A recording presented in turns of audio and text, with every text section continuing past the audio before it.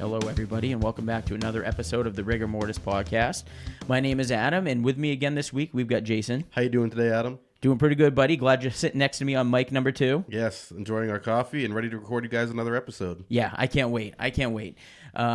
This is a story that's a very interesting one to me, and I know to you as well, because you were the one that brought it to my attention. Yeah, originally when we were brainstorming for episode ideas, this was one of the first ones I came up with. It's the story of Brian Wells. Story of Brian Wells. It's maybe more commonly known as the pizza bomber story. Yes, I think that's basically how the news seemed to market this case. Sounds like a video game. I know we keep referencing games, but Pizza Bomber, almost like Paperboy, right? Maybe a little different, but so Brian Wells, he is from Erie, PA, and he had gotten involved in a complex plot involving a bank robbery, a scavenger hunt, and a homemade explosive device. Wow. Yeah, sounds like a lot all in one here. Sounds like a Saw movie. Yeah, Brian Wells, though, just a typical guy. He was a working man. He worked for a pizza delivery company, Mamma Mia's Pizzeria. Yeah, I think he worked there for about 10 years after he dropped out of high school. He'd been there for about 10 years. So he's a long-term employee.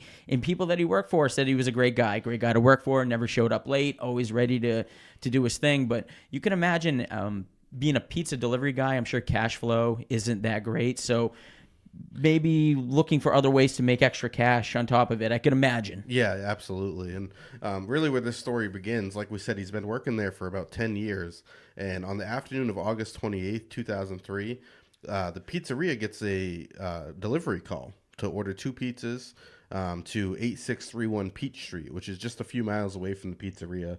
I know our pizzerias only deliver within a few miles, so it must have been pretty close. This actually is pretty close by, and it's this is a small town. This is a very small town, a lot of rural areas, dirt roads and stuff like that. And Peachtree Street, if you look at it on Google Earth, does look like one of those backcountry type roads. Right. And what's really weird about it is this address was actually a transmitting tower for the TV station WSEE.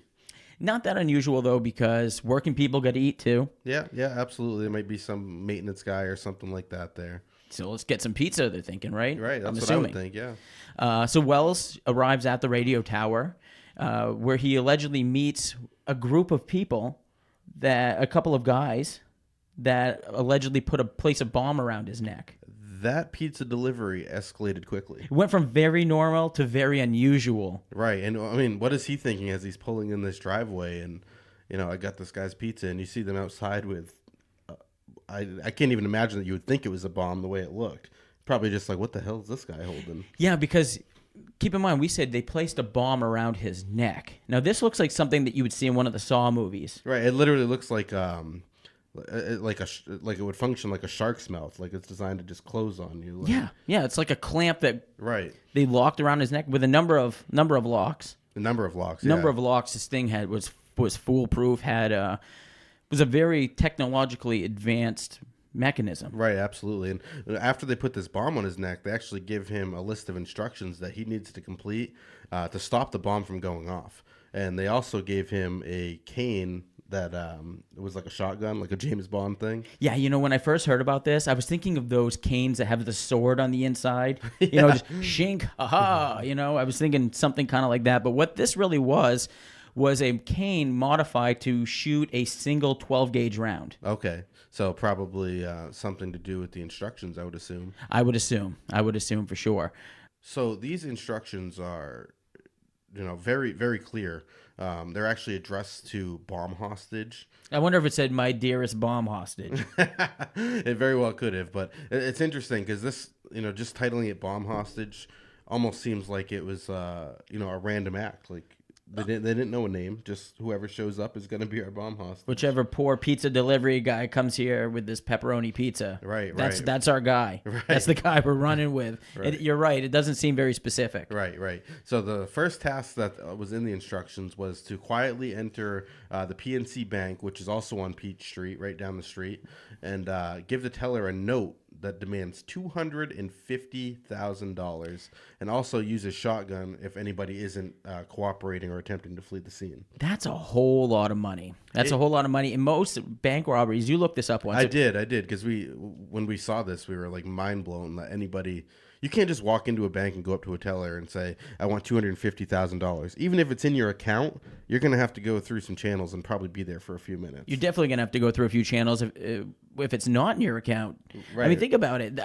My fiance is a bank teller, and anything over like $2,000, she has to go to like her manager and have them unlock the vault. Like she can't just walk into the vault and pack up $250,000 and be like, "Thank you, have a nice day." So that's a lot of money to ask for, And they tell him he's in the note. It says he's to use the shotgun to threaten anyone who's not cooperating with his attempt. Do you think that anybody wouldn't cooperate?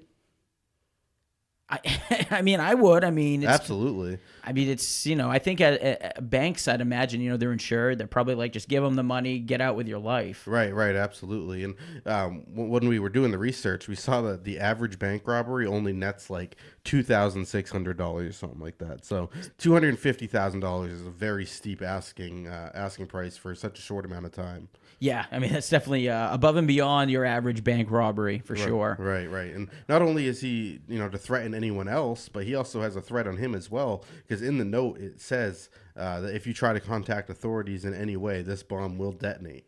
He's under constant surveillance, what the note said. So I take that as you're going in here doing the stuff we're telling you to do, we're sitting somewhere off in the distance in a vehicle watching you, is kind of how I would take that. I agree. That's kind of how I took it as well. Yeah, very interesting kind of note, to say the least. And it also says in all capitals, act now, think later, or you will die. Very specific. So what does that mean to you, man? Just do this shit, right? Just do this shit, and you'll end it. You'll get out with your life. Right. And he has a very limited time. I think that he only has like an hour to complete these tasks. Yeah. This is crazy. Right. It's not how I imagine a pizza delivery guy is going to think his day is going to go. Not at all. So he enters the bank around 2:30, slides the note to the teller, and the note actually says that in 15 minutes the bomb would explode if he didn't have the full $250,000. Wow.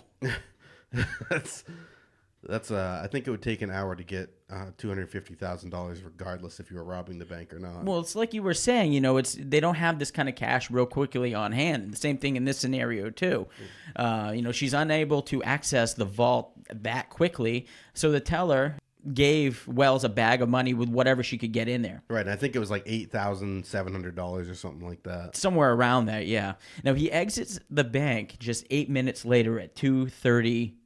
Yes, and at this time, a witness actually calls 911 and reports the incident to the police, this is like the first emergency call. So he's 8 minutes into this list that he has. Yeah. So she calls up and she states basically there's a guy with a bomb or something. This story would go totally different if it was a bomb wrapped around his neck. I think it would have been a little more peaceful. Might have been a little bit more peaceful. That's what I'm thinking here. But he has a bomb wrapped around his neck, So people, authorities of all sorts, are starting to scramble around to see what's going on here. If in fact there really is something that's about to occur. Right, and I think it was around 15 minutes later when Wells left the bank. Police actually spotted him standing outside his vehicle, and they arrested him pretty quickly. They handcuffed him and just left him sitting in the parking lot.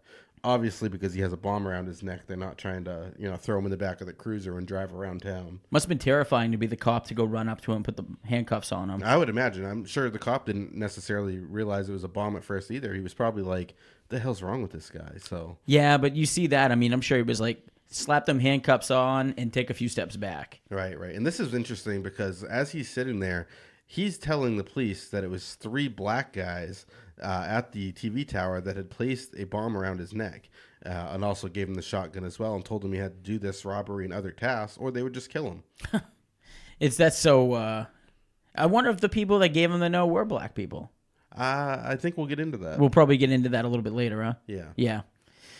So the responding officers, they, of course, did not attempt to disarm him at all. I mean, they handcuffed him, like you said. He sat out there, and they're kind of assessing the situation. Right. The police's main job in a situation like this is to basically clear the area and make sure nobody else gets hurt. Which they did rather quickly. Right. And actually, everything kind of happens rather quickly because at 3:04 p.m., the bomb squad, they're first called. Okay, so this is just like within half an hour or so, minutes, So at this point, they're figuring that they need to get the bomb squad in on this.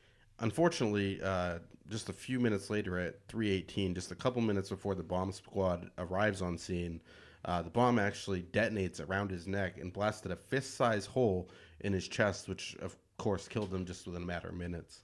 Fist-sized hole, and I also had heard that this thing was several inches deep. And to the surprise of a number of people, I'm sure this was a real bomb. I'm sure most people thought this was some kind of a hoax, some kind of an elaborate scheme that this guy is pulling off to try to get this cash. Right, and trying to put the fake bomb around his neck, so hopefully the police will stay away from him after he robs the bank and things like that. But unfortunately, the arrival of the bomb squad was actually delayed because there was such heavy traffic in the area. So, you're supposed to pull over for sirens, and I'm assuming that they would have sirens on, so I don't really know how traffic would affect their timing. Do you think that could have been part of it? Do you think that what I mean is, do you think when the people that are behind this event, do you think they were like, this is a perfect time for us to do this because traffic is at its thickest right now, it's at its most dense, it's going to take the authorities much longer to respond? Maybe that was just... Well, my first impression would be yes, but knowing what I know about what we're going to talk about and the people involved, I don't think they were that smart. You don't think they were that smart? No. Interesting. So what's interesting about this letter and the robbery is that the note that he was given actually says that this the bomb around his neck will actually get extra time added on before it explodes with every detail that he completes in the note. Really? So it's like controlled remotely? Is that what you're saying? That's what it sounds like. I mean, you have 15 minutes to rob the bank. If you do it within that 15 minutes, you'll get another 15 minutes to do whatever the next task is. Wow, it's like hitting checkpoints. Yeah, but what's interesting is that the police actually, once they got this note and got an evidence and everything, they did this entire list of instructions, and there was no way that you could have completed this list within an hour. So do you think maybe it could have been set up to a way where he would have gotten the cash, would have left it at some place, and before he could have gotten away with his life, this thing is to detonate so that he can't, talk to the authorities and tell them who had done this to him? That's what it sounds like. Like it was going to go off either way to silence him from the detail, telling the police the details of why he robbed this bank. Jeez. Yeah. Wow. This is a completely well put together thing.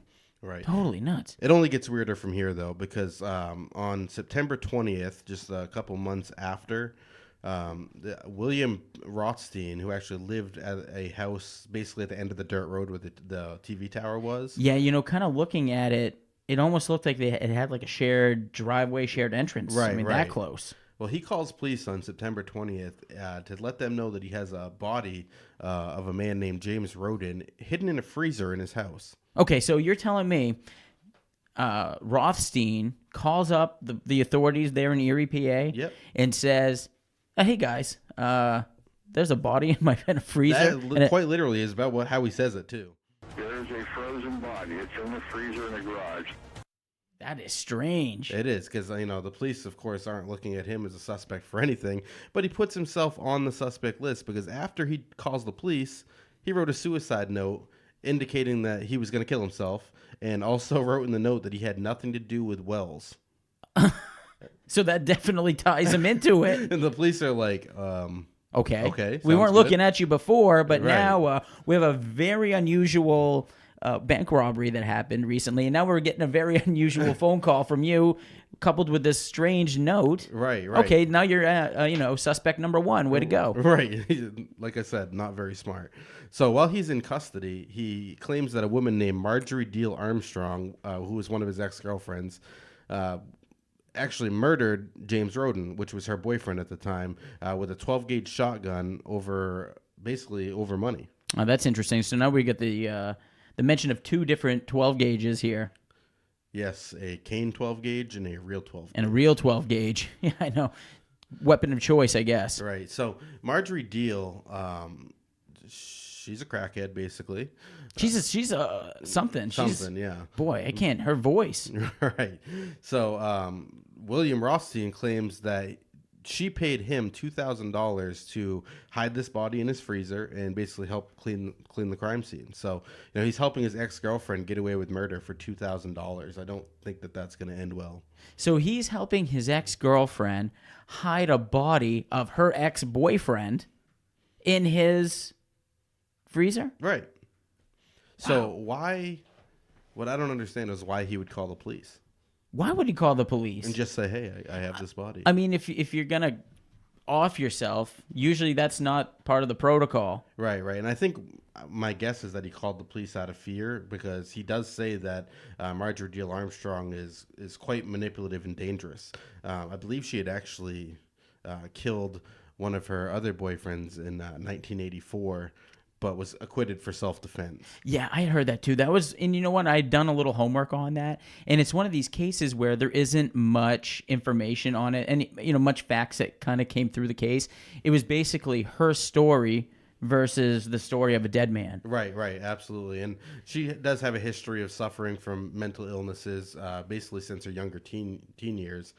She's known for compulsive hoarding and bipolar. So she's quite known to authorities in the area, due to that, murder of her ex-boyfriend she was acquitted of.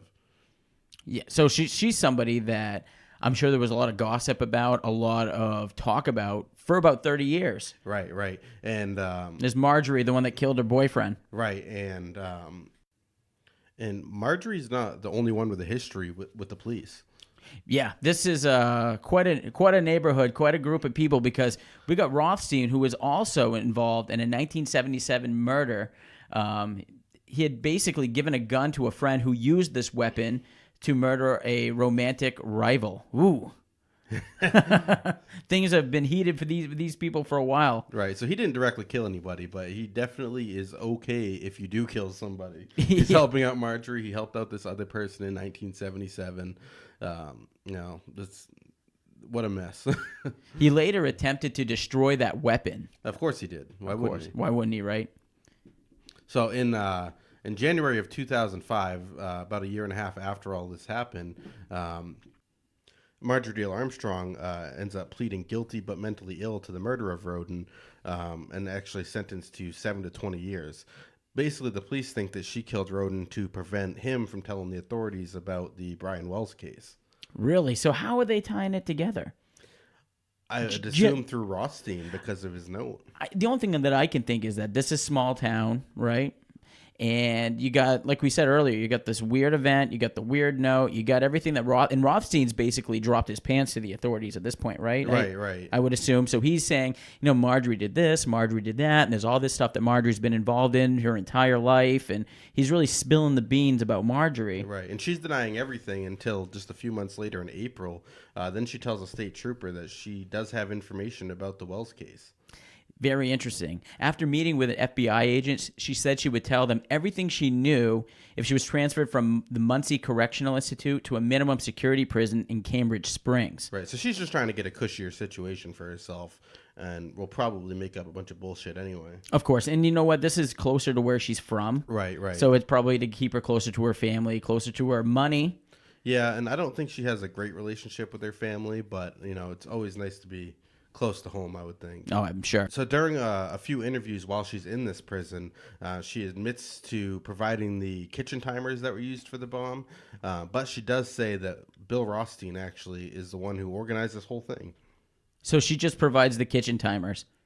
That's what she says. Right, that's what she says. Much like Rothstein just provided the gun in the other murder. So. Why would you even say that? Why would you even put yourself into it?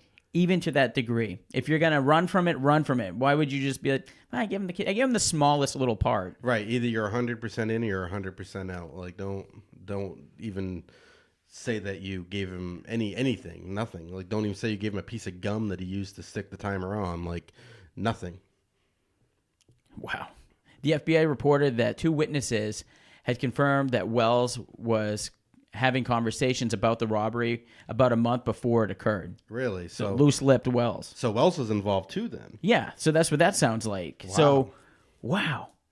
Okay, so we have this guy that seems like he's got nothing, it seems like a victim, like he's got nothing to do with it, but there are people that are saying that he even was talking about this event prior to it occurring. Right. So, wow, that's a whole new ball game. But there's a man in 2005 named Kenneth Barnes. He actually is an ex-television repairman, which is interesting that he would be at the TV tower. All television repairmans are ex-television repairmans now. Very true. He's actually in jail on drug charges, and also is a friend of Marjorie Diehl-Armstrong. But he gets turned in by his brother-in-law for telling him details of the Wells crime. So he's involved as well. Wow, all the shitbags are coming out. Right. This seems like a whole group of them. Wow. Now, in return for a reduced sentence, Barnes tells investigators that Marjorie was the true mastermind behind the crimes. Of course, everybody's going to start pointing fingers at each other. Right, and I think that she wanted Barnes to kill her father, so she could get the inheritance money, because I guess her dad essentially didn't want her getting all the money and started basically giving away his fortune to friends and family and things like that. So it sounds to me like she didn't have any money, though. If you listen to her interviews and you listen to her talk, she makes it sound like she's totally loaded, right, but she really isn't. So what you're saying here is that basically she's the mastermind. They're stating that she's the mastermind behind this, and that she basically wanted to rob the bank in order to get a couple of bucks to pay somebody to kill her father in order to get much more money. Right, because he's getting rid of the money so fast that she's afraid that if he's alive much longer, there's not going to be any inheritance left for her. And you know what? I feel like she might have picked this PNC Bank because I had read that in the past she had a history with them. I had heard that as well. It was something to the effect like she had a safe deposit box and she had some of her stuff in it, from what I understand. And they had allowed her family to get in it. Now, this is in her words. Right. You know, so who knows if it's bullshit or not. Right. But her family had gotten involved in the safe deposit box and had taken stuff that belonged to her. Yada, yada, yada. So she had a vendetta. So she's like, you know what? I'm going to go out. I'm going to take advantage of these people. I've got a vendetta against this bank. I'm just going to go out and just annihilate everything that's caused me problems. And I'm just going to surf off into the sunset. Right. Well, in 2007, about 4 years after the crime on Wells was committed, the U.S. District Attorney in Erie, Pennsylvania, announced that Diehl-Armstrong and Kenneth Barnes had been charged with the crime. And they actually say that Marjorie was the mastermind of it. Of course, I could see this. You know what? Because her entire life, she's manipulated people. She's been able to get people to do things that she wants them to do. She's almost along the same lines as like a Charles Manson type, where there's something infectious about her. Right. She doesn't want to do the crime, but she certainly wants the crime done, and we'll make sure that you do it. And what's interesting is not only were her and Barnes charged, but they also say in the report that Bill Rothstein and Brian Wells were co-conspirators. So the police, after their investigation, believed that Wells was involved as well, basically from the beginning, and thought that if he had the fake bomb and the instructions, he'd basically have an alibi in case he got caught with the bank robbery. What's interesting about this is that this is a federal thing because it involves a bank, right? Right. And if Brian Wells, though he might be a victim in a sense where he's not a very bright guy, we'll say, that was taken advantage of, but because he had been murdered in a crime that he's involved in, this takes the death penalty off the table for everybody else. Really? Yes. Okay. Now, if he would have been a single victim, like they originally thought that he had been, just the random pizza guy, wrong place at the wrong time. If that would have been the case, these people that are involved in this would have been eligible for the death penalty. That's interesting. I didn't know that. Yeah, but because he's part of it, that takes it right off. And unfortunately, though, Wells actually, when he shows up at this pizza tower, he knows he's involved with this, but he thinks that they're going to put a fake bomb around his neck. And he actually discovers after that the bomb was real, and he refuses to put it on until Kenneth Barnes basically fires a pistol towards his feet and makes him put the bomb on. Right, because as the story goes, or as some would assume that would be the case, because that has got to be the only way that Brian Wells is going to allow this thing around his neck. So you can almost imagine that they paint this picture of, I just imagine Brian Wells being the more gullible of the group. Right. Where Marjorie, who is able to control everybody, is like, how can I exploit these men for their talents? Right. Well, we've got one here that I know can make a bomb. Yep. We've got another one here that I know has no problem committing crime. Especially for drug money. And we have our GOAT. We have Brian Wells. Yep. So what does she do? They orchestrate all this, and they must have told Brian Wells, this bomb here, this is a fake bomb. We're gonna make you look like a victim. This is the story that you're gonna run with. This is, it must have all been well rehearsed. Right. Go grab the money, leave it somewhere where we can get it, and then let them catch you. We'll meet up with you later once they clear you, and you'll get your cut. This has Right. got to be how this went down. I think so, and I think that was the plan they pitched to him. But I don't think Marjorie ever had any intentions on cutting him in to begin with. I think that they knew they were going to kill him, and she basically wanted as much money as she could for herself. So another cut in is going to cut out of her chunk, basically. But at this point, this is still, to this day, pure speculation, because I don't think they've been able to really prove anything of this, because a lot of these folks had died since this has happened. Right. Will Rothstein he actually died of lymphoma before he was charged for anything in this. But Kenneth Barnes actually pleaded guilty to conspiring to rob a bank and aiding and abetting as well, which he was sentenced to 45 years in prison for. Damn, but you know what? This guy has had priors. Right. Well, the good news for him is that he actually testifies against Marjorie Diehl-Armstrong, and because of that, the judge halved his sentence, so he only gets 22 and a half years. Yeah. But I'll tell you what, Marjorie Diehl-Armstrong, she stayed tight-lipped. Yeah, she did. She still won't say anything. I believe she's passed away. I believe she is, yeah. Yeah, she passed away on April 4th of 2017 of breast cancer at the age of 68 years old while serving her sentence. The world lost a beautiful soul. I guess so. But you know what? Here's the thing. During her entire incarceration, maintained that she had nothing to do with any of this. Right. And this, although she did, every time she wanted to change in facility or, new perks in prison, she always claimed that she knew something. She had a little bit more information to eke out then. Always very careful about the information she would give. If she were to change in any of her story, they might throw death back on the table for her. That's definitely possible. Now, do you think that, we said that the police say he was involved, but there's no real hard evidence. Do you think that he was?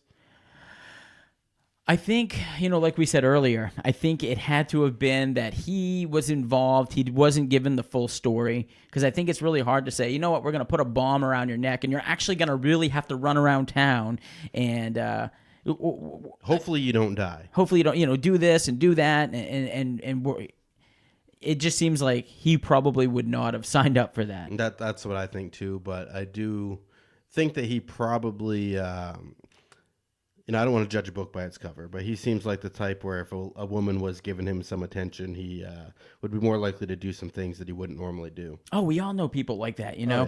And Marjorie knew how to exploit that. That was one of her talents. One of her talents was, they kept saying that she was a beautiful woman and everything that I saw about her. I don't see it. I don't know if it's because I know that she put a bomb around a guy's neck and blew his head off. She might have been pretty before she got into drugs, which unfortunately happens too often. Maybe that's what it was. But they say she had an infectious personality, and she was just one of those that could control men, that had this ability to get guys to do whatever she wanted them to do. Right. And based on how she was in her later years, I don't think her personality was the only thing that was infectious. I think you're probably right with that one, man. Well, I usually don't say this about most people.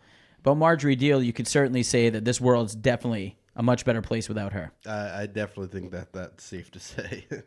But we just want to thank you guys for tuning in this week and continuing to listen to the podcast. We put a lot of time into this, and we do this for you and for us. So. Of course, yeah. And we love all the emails that have been pouring in. If we haven't gotten back to you yet, it's because, I work daytime, Jason works nighttime. We're so busy, but we are definitely going to make it a point to respond to each and every one of those emails. Just bear with us. Give us a few days, and we will definitely get back to you guys. Right. And if you haven't reached out to us yet, feel free to do so. We'll give you our social medias. Of course. And thanks for listening, guys. Thank you. Bye. Hey, guys. We're not hard to find. You can find us on Facebook, Instagram, Twitter, at The Rigor Mortis Podcast. Yep, and also our email, therigormortispodcast@gmail.com. I love the emails, guys. While I'm on my lunch break at work, This is something I look forward to reading. So please keep me entertained and keep our inbox full. Yes, absolutely. Let us know if you love the show. Let us know what we can improve on, and if you have any other suggestions for us, we'd love to hear those as well. Yeah, we definitely love listener suggestions. Keep them coming in. We've gotten great feedback so far. Absolutely, and we have our most important probably social media would be the Rigor Mortis Podcast Patreon page. Yes, please take a look at our Patreon page. We're an independent podcast. We don't have a whole lot of money to do this. We're kind of doing it as a passion and a hobby that we want to pursue. Absolutely, and every minute we're out here working on this is one more minute that our wives are getting upset with us. So. Yeah, so please help us justify that to our wives, as well as help us to grow the show.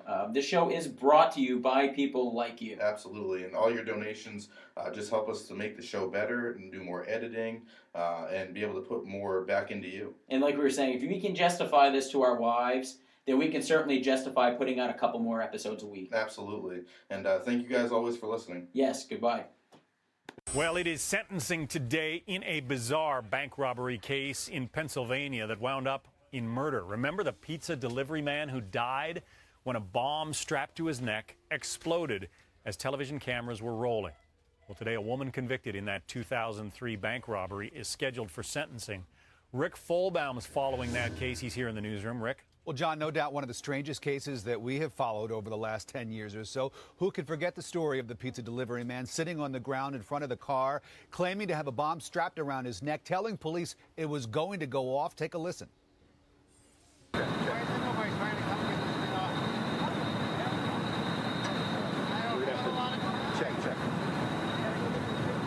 I don't have a lot of time, he said. Police wanted to talk to him, Brian Wells, about a bank robbery that he had pulled off, but he told them that he had been set up and that the bomb he was wearing would go off, and soon. And then it did on live TV. But that was only the beginning of the mystery. It took 4 years, but police finally pieced together a plot that apparently Wells, the delivery man, was in on to an extent. Police say Wells was part of the bank robbery scheme, but that he didn't realize that he'd be wearing an actual bomb. That, prosecutors say, was the work of 4 other people, including 61-year-old Marjorie Diehl-Armstrong. Prosecutors say Diehl-Armstrong came up with the plot in order to raise money for another crime she wanted to pull off, the murder for hire of her own father. Diehl-Armstrong is already in jail serving 20 years for the murder of a boyfriend, a crime she says that she was mentally ill when she committed. She says that she played no role in the pizza delivery man murder in 2003, but a jury didn't buy it, finding her guilty of armed bank robbery, conspiracy, and using a destructive device. She faces a mandatory sentence today of life in prison. So finally, John, a case closed on a crime that people will be talking about for years to come. Back to you.